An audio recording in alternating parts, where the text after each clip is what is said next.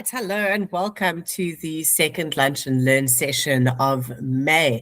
Now, I know that this topic has of business owners sort of shaking their heads and being like, oh, do we really have to be thinking about this? Because there's so much around it. But cybersecurity is becoming more and more important. And we need to be aware of that going forward. And there's some implications when it comes to marketing. And we want to just make sure you're protecting your business, your campaigns, your clients, and your reputation. So that's what we're going to cover in today's lunchtime. So by the end of lunch, what you're going to know is you're going to be able to identify your biggest cybersecurity risks, which are specific to digital marketing. Okay, there might be others. It's well worth getting in contact with an expert to see where your other gaps might be as well, especially with Poppy being in place now. Nobody needs a data leak, and those fines are absolutely horrible. So have a conversation with somebody else there. And then how you can apply 10 practical essentials to protect your tools, your data, and your campaigns. Some quick wins like MFA, secure email practices, and website protection. And how you can build simple habits like a basic response plan for incidents as well. We're going to turn security into a trust building advantage for your brand. And transparency around these kinds of activities and how you handle data within your business actually really does help set people at ease. And where we're looking at really humanizing brands and content going forward, we want to make sure that we are looking at where all we can pull that into. And this is a big topic. So first and foremost, before we dive into it, my name is Tamsin Haley. I am the founder of Digital Happiness. We're a digital marketing agency that focuses on building happy campaigns that give results to our clients. And that is focused on return on investment or whatever the goals might be for the business itself. So we are very invested in making sure that the digital space is used correctly. Now, why does cybersecurity matter for our marketers in 2026? Now, all businesses are at risk, but small businesses are prime targets in particular because we don't tend to necessarily cross all of our T's and dot all of our I's when it comes to security. And we might not even know what the best practice is. Now, that just means that we're opening up gaps and spaces where people with malintent could move in and really just take advantage of you and the business. So we want to make sure that we can do the best that we can to the ability that we can, and sometimes even to the budget that we currently have going on as well. But okay, so why? We're cheaper to attack and we're often underprotected are the main things. So a couple of really important ones to keep an eye on as far as what you could be in store for include phishing, especially with AI enhanced social engineering. This is like the number one thing. So where you get your emails come into your inbox and it looks legitimate, but it's not. How do you identify that? How do you make sure you're not falling victim and actually hurting your business? Another big one is ransomware. So holding you to ransom or your marketing accounts, your customer data, and you've got to pay an amount of money to have that released again. You want to avoid that at all costs. Then also your credential theft, which could affect your mail, your Meta, Google Ads, CRMs. So that's really where you're losing your first and third party data to external parties. And it puts a lot of other people at risk as well. So we don't want to get into that space. And that's sort of where the data breach and 2 points down also comes in. It can also really harm your first party strategies and your compliance. You could end up with a fine. You end up breaking trust with a whole lot of people. So these are things that we don't want at all. Now, you could also get supply chain attacks via marketing tools and plugins. There's so many Facebook emails going around at the moment, like you've been added to an ad manager account. We often get asked about that right now, and it's one of many. So just because we get used to one doesn't mean that that's the only way people are going to try and get to us. It can change up all the time. So the real cost of this is lost revenue, downtime, fines, and also just you end up not focusing on your business and on growth and what your next best step should be, because you're going to have to take like 5 steps back to get this sorted, and that can have a negative impact again on revenue, and then also permanent reputation damage. That's what we want to avoid. So where the marketing specific risks are involved, we're looking at email lists, we're looking at fake ad accounts, hijacked social media profiles, it happens very often, and tainted customer data. We've got an opportunity here, though, to strengthen our security so we can build stronger customer trust, and that can differentiate you from your brand and your brand as well.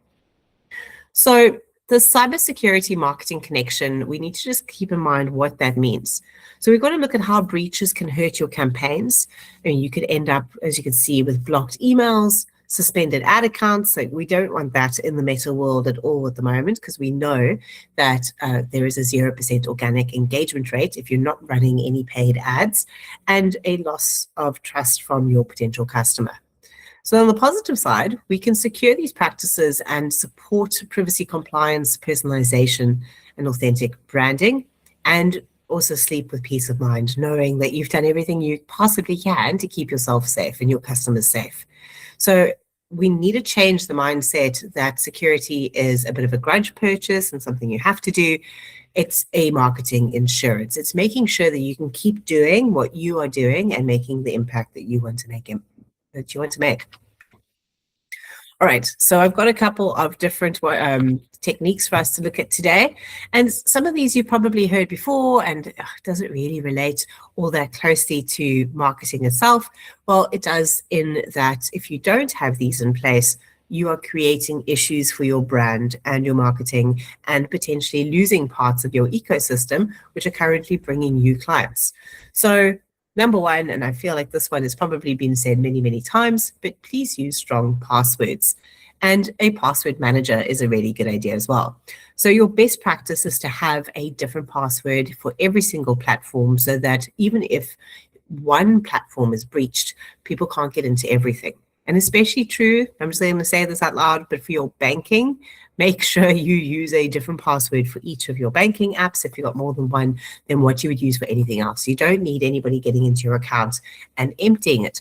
So please have a look at this one quite seriously. And passwords are getting a lot stronger as well. There's a lot of MFAs that are often needed, or your two-factor verifications. And look, I find them very painful, but I'm sure I'm not the only person. So here we go, our multi-factor authentication. But it does keep us safe. And that's the whole point of it. It's one of these situations where you'd rather have that little bit of extra pain now than a whole load of pain towards the end of the situation. So have it everywhere that you possibly can. Email, your social media accounts, your ad platforms, your CRM, all of that is breachable space, and a lot of information can be taken from that. And to give you an idea, in our case, where we have clients' contact details, not just contact details, but their login details, we put that all into keyword vaults just to make it really, really secure. And then for our team, whoever needs to be accessing clients' information, they have access to that, and it's kept safely. And if we ever have a team member leave, everything gets changed. Even if we fully trust the person, doesn't matter why they're leaving, let's say, another opportunity or retirement, we just do that as a safety precaution as well. And that's something you could consider in your business, is when you do have team leave and go on to another opportunity, that you are keeping yourself safe and secure. Now, then we're also having a look at phishing awareness. So we quite often get emails from clients going, is this real? Is this legitimate? What do I need to do here? Oh no, Facebook has blocked my ad account. And with a quick look at the URL, the email address, you can actually see that it's not a real source. Okay, so number one, check that email address. If it looks strange, it probably is strange. So then don't click on anything in the email. Those clicks are where the issue comes in, not opening the email, but any of the links that are in there. And especially have a look at the links. If any of the links look funny, it's something to consider. If you're getting an email from somebody and they're demanding payment, I've had a couple of those recently, don't respond on email. Go and contact their head office, ask them to pull up your account, especially if you've never heard of them before, and ask them a couple of questions. So there's just a couple of ways that you can keep yourself safe. I think if you're initiating the contact as the consumer or the client, that is the best way to make sure that your information is secure. Like, nobody should be asking for your bank account details on the phone, or ID numbers and nonsense like that. Okay, so be secure, be safe, and unfortunately be suspicious. If you start from that space, you're probably going to keep yourself nice and safe. All right, so then we need to look at some secure email practices. So avoid sketchy attachments. Again, if you're getting something from a source that you don't know or haven't had contact with, or if maybe only just met, ask more questions than what you should. And actually, you kind of need to do that these days with people that you do know as well, because emails are cloned and it looks like it's coming through from somebody. We had a client where it was an invoice that came through that looked like it was from a legitimate source, and they paid it, and it wasn't to a service provider. It was to somebody who'd created a fake invoice, and off that money had gone, unfortunately. So you want to just always be a little bit critical when it comes to that. But have a look at an SPF, there we go, DKIM or DMARC setup, just to make sure that you are giving yourself that extra level of protection. Then number 5, so we've got our website and ad account security. So always make sure your website is not just an HTTP URL. You want to add your security certificate onto that, which gives you the S, if you've ever wondered what the difference was there. So that's having a nice verified and safe account. Now, you can do that with your host. So if you're working with somebody like Xnilo or domains.co.za, those are the people who can give you that security setting. And if you don't know anything of what I just said, whoever is looking after your website, that is the person you need to ask to assist you with that. If you don't have somebody helping you with your website and you don't know what I just said, get somebody who you can trust to help you with your website. And that could be one of the first questions, is our security certificate up to date? Do regular updates. So we always advise with the websites that we do for clients that they do a monthly management package, a maintenance package after we've launched their website. Now, why that is important is we can go in, we can update the plugins, we can update any new versions of WordPress. There's actually a new one that rolled out today, which I know our web devs are busy running around and getting that all sorted, and gives them the opportunity just to check the firewall and make sure that everything is as it should be. It also helps us to keep our payment gateways secure. Very important, because obviously that's where people are paying money into. Don't need a breach there. And you don't need somebody getting your details and pretending to be you, and again, having money disappear from their own accounts. So social media and ad management, very important that we look at this. What is good? So if we use Meta as an example, they have now enabled sort of multi-factor verifications or authorizations. You can be very choosy as to who's got access to that account. You can remove people very easily. You can do very limited access as well. So you can decide who needs to have access to the banking details or not. And you have the ability to monitor these platforms for hijacking. Now, that's not only just true of Meta. TikTok ads, I find, is also very, very secure. Twitter's not bad, or X either. So you're making sure that you do all the security steps that they ask for is the best thing that you can do. Again, I know it's a pain, but well worth it at the end of the day. Right, so then we've got data protection and privacy. So in South Africa, very important that you do have your POPI and your Papaya manual sorted. It should be live on your website. It should be accessible so people can see how it is that you share information. Now, you also need to look at how you're handling that data as part of the conversation. So I've actually just launched a new business recently, and I needed to sit with a contractual lawyer who raised some really interesting questions, like what do you do when an application, whether it's a job application or a client application, isn't successful? What do you do with that information? How long do you keep that information after a client leaves, a team member leaves? Because we've got to treat all of this information the same with the service provider. So you've got to think about that a little bit and make sure that how you're saving other people's data is also mindful of them and secure. Also consent, very, very important. And I believe in consent in writing. So, sometimes a formal email is a bit much, but even if you've got a WhatsApp or something on LinkedIn as an example, but it's in writing, the person is giving you permission, that is what we want. So always ask permission. This is not a space where we ask for forgiveness. Opt-in is important. All right, then regular backups and updates, very, very important. So to give you an idea, on websites, we do a backup for all of our clients' websites once a week. That way we know that if something goes wrong, we can then just reinstall it. It also helps make sure that at least once a week, what is going on? Does something need to be updated? There shouldn't ever really be week-on-week updates, but you never know which plugin rolls out with something new because the developers have been working on it. And your email lists as well, really good to just do a backup of those so that you're keeping it current. If you're using something like a secure email platform, MailChimp, Octopus, MailLite, whatever it might be, you should be pretty secure, but always rather safe than sorry.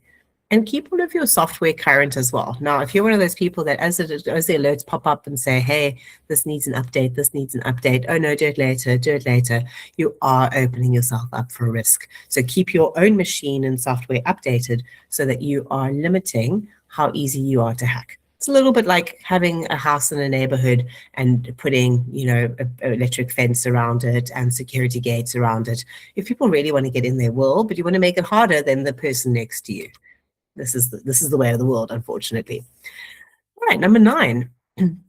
So your endpoint protection, making sure that you are not accessible is basically what we're doing here. And this is where you can get some antiviruses, which will assist you. There are some free and affordable ones. I do think it's good in this space to have something that's a little bit more robust. We use ESET if you've got no idea where to start. But I mean, McAfee's around. There's so many others out there. And you can chat to an IT professional and get their recommendations based on your behavior. That's also quite a nice thing. Or your business's behavior. Small businesses might need very different licensing to large businesses. And then also take on safe browsing habits. Don't go into sites that look dodgy. Don't click on links that you're not sure where they're going to take you. And if you're unsure of anything, go incognito. It just gives you a little bit of an extra layer of protection as well. All right, last one for today. Number 10, vendor and tool risk management. So always review the permissions for marketing apps. I know that means reading the fine print. I know that is something that we really don't enjoy doing. I know there was a joke at some point about one lawyer who really enjoyed doing that. I think it was on a TV show. But do yourself a favor and just read the fine print, because you need to make sure that you know what you're saying yes to. And this applies to all the different platforms that you're using. So I've just given you a couple of examples there, like Klaviyo and Canva, but the same would be true for Clipchamp or ClipMonkey. Yeah, Clipchamp. Oh, anyway, all the CapCut, that was the one I was thinking of. Right, so just as an example, but anything that you're using, they all have T's and C's, and please read them, because they are going to be telling you where they can share your information to. And if we think about privacy, it's really important to know where that software is coming from and what sort of regulations it might be beholden to. So GDPR is still the strongest privacy compliance in the world. Poppy is definitely not a bad second. Somebody described it to me last week as like the little baby sister. Fair enough. But the States, unfortunately, is very well known for not caring very much about privacy. They actually don't have a lot of established policies.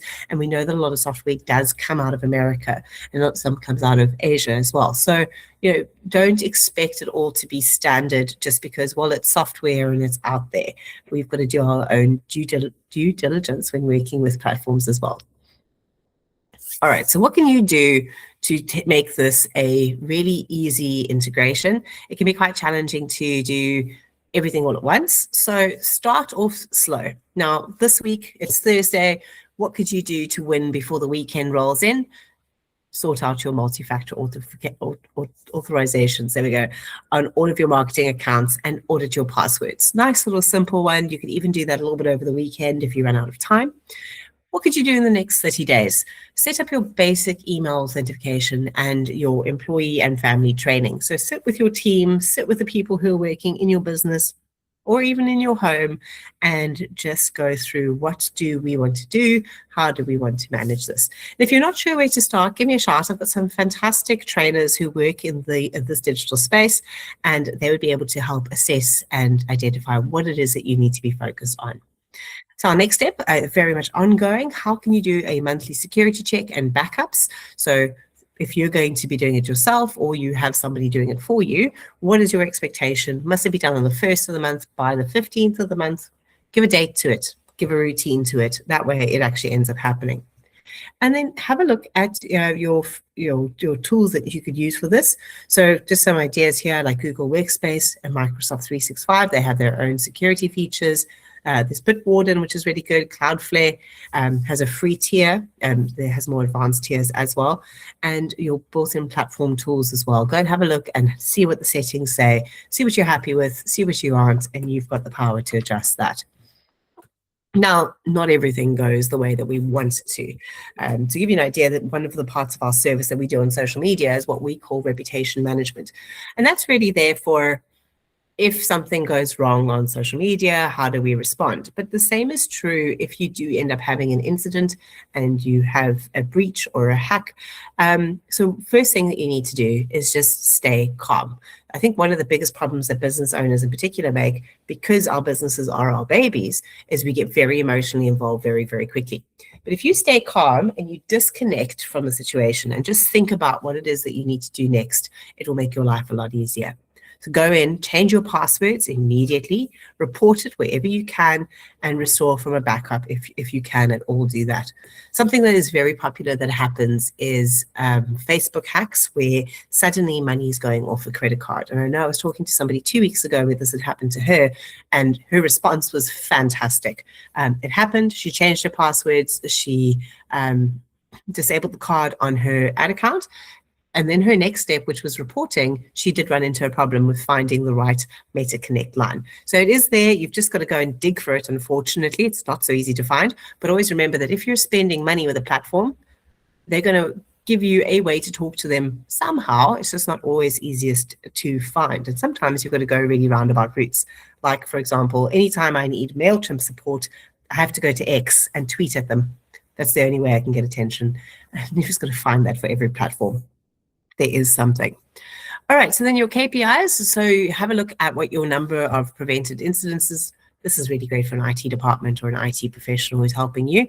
Where are your successful phishing tests? What is your time to respond? As you can see, IT.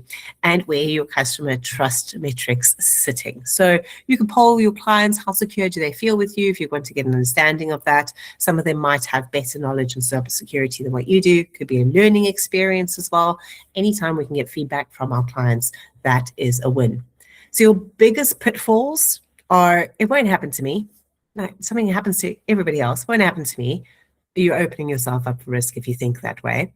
If you ignore your updates, so make sure everything is updated, your software is happy, your machines are happy, and also your oversharing of access. If you need to change passwords as you've given somebody else access, we sometimes do that for LinkedIn in particular. If we are going to be working on a personal profile for our clients, go in, make the changes, or do the accesses that we need. Then we come out, we let them know, they change the password. That way everybody knows that they're secure and that there will be no incidents from that occurrence. That is the whole goal.